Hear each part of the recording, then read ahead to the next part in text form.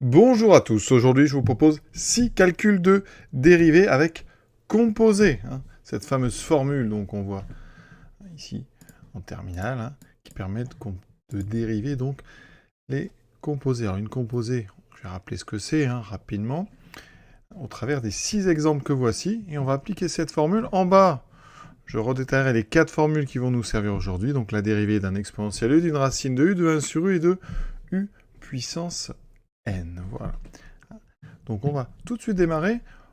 L'exercice, c'est vraiment technique, donc on ne va pas se soucier du domaine de dérivabilité, on va vraiment s'attarder à appliquer les formules.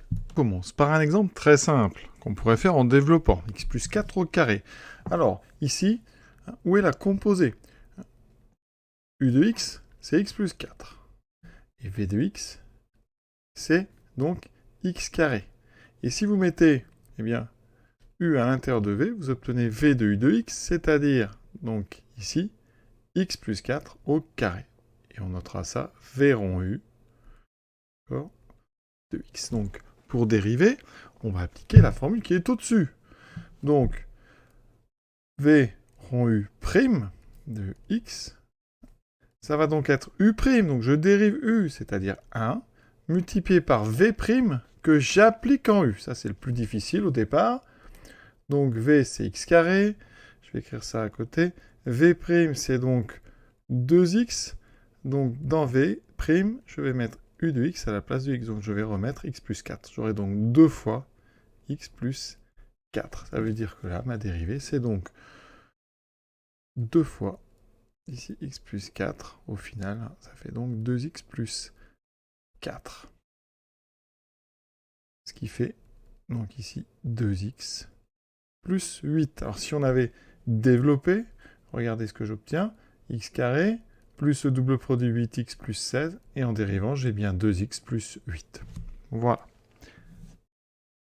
Après, vous pouvez aussi apprendre la formule. Cette formule qui permet de dériver tout de suite quand on reconnaît un u carré. Donc, u carré, la formule, ça sera donc u prime fois la dérivée de x2, donc 2x appliqué en u, donc 2u, donc on met le 2 devant, et vous pouvez prendre 2u prime u.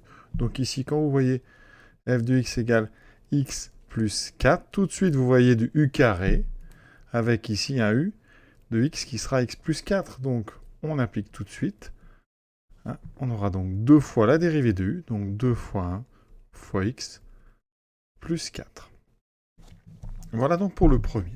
Exponentielle de 3x carré moins 7. Ici, tout de suite, on voit que f de x, c'est exponentielle de u de x avec u de x égale à 3x2 moins 7. D'accord? Donc, si j'applique la formule qui est en haut, le v, c'est exponentiel.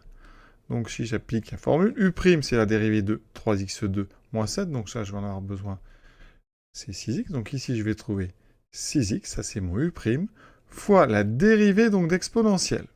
La dérivée d'exponentielle, c'est exponentielle que je vais appliquer en u.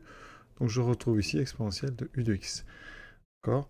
Donc, ici, ça fait 6x exponentielle 3x2 moins 7. Alors, on peut appliquer aussi la formule exponentielle de u, qui vient de là. Ça sera donc u' fois exponentielle de u. Vous pouvez la prendre par cœur et l'appliquer. Donc, ici, quand vous voyez, donc ici, un f de x égale à exponentielle de 3x2 moins 7, tout de suite, vous appliquez la formule u', c'est donc 6x, et vous recopiez le même exponentiel. C'est-à-dire qu'il y a toujours 3x carré moins 7 dans l'exponentiel.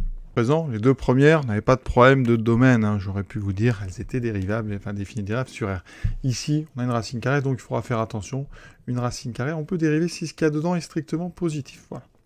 On ne va pas étudier ça aussi ici, mais c'est bon à signaler. Donc, vous devez voir tout de suite qu'on a une racine carrée de quelque chose. Donc, racine carrée de u avec u de x, qui est donc 2 moins x2. Là, cette fois-ci, je vais avoir besoin de la dérivée de racine carrée. La dérivée de racine carrée, donc si je dérive, vous devez connaître par cœur, c'est 1 sur 2 racine carrée de x. Donc, si j'applique la formule qui est en haut, f' sera donc u'. Alors, u', c'est la dérivée de 2 moins x2, donc moins 2x, voilà, ça c'est mon u', multiplié par, alors, la dérivée de la racine carrée, mais dans laquelle, à la place de x, je mets u. Donc j'aurai 1 sur 2 racine carrée de u. Donc de 2 moins x2. Ici, je trouve qu'on peut simplifier le 2 qui est en haut et le 2 qui est en bas. Il va me rester donc moins x sur racine carrée de 2 moins x2. Pour ceux qui aiment les formules, on peut apprendre la dérivée d'une racine carrée, d'accord, qui sera donc u' fois 1 sur 2 racines de u. Donc j'aurai 2 racines de u en bas et en haut j'aurai u'. D'accord? Donc ici, ben ça, on aurait pu faire comme ça. Le u' c'est donc moins 2x, regardez, ça aurait donné ça. Donc u' moins 2x sur 2 racines carrées de u, donc de 2 moins x2. Vous voyez qu'on retrouve la même chose. On va apprendre à dériver les inverses. Cette fois-ci, f de x, c'est 1 sur u de x, avec u de x qui est 4x2 plus 1. Je vais appliquer encore la formule. Par contre, il faut que je connaisse la dérivée d'1 sur x. Donc si je dérive 1 sur x, c'est dérivable sur r étoile. Et donc ici, il faut que, vous allez voir que le dessous soit non nul. Donc la dérivée, ça sera moins 1 sur x2. Donc je vais pouvoir dériver en appliquant la formule. Donc u', ça sera la dérivée de u, donc 8x, multiplié par v', donc la dérivée de mon inverse, appliquée en 4x2 plus 1. Voilà. On met ça en forme. Donc moins 8x sur 4x carré plus 1 au carré. Les formules, la formule qu'on peut en déduire, c'est la dérivée de 1 sur u qui est écrite en bas. On a donc u' fois moins donc 1 sur u carré, qu'on écrit plutôt moins u' sur u carré. Voilà. Ici, petite remarque, 4x2 plus 1, c'est toujours différent de 0. C'est plus grand ou égal à 1. Donc cette fonction elle est dérivable sur R.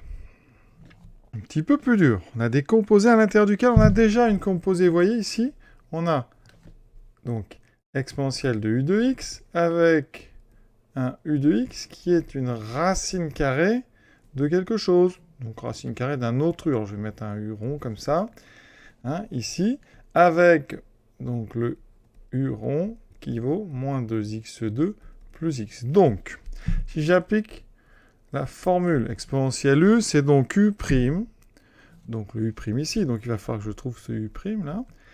Donc il faut d'abord que je dérive racine carrée de u.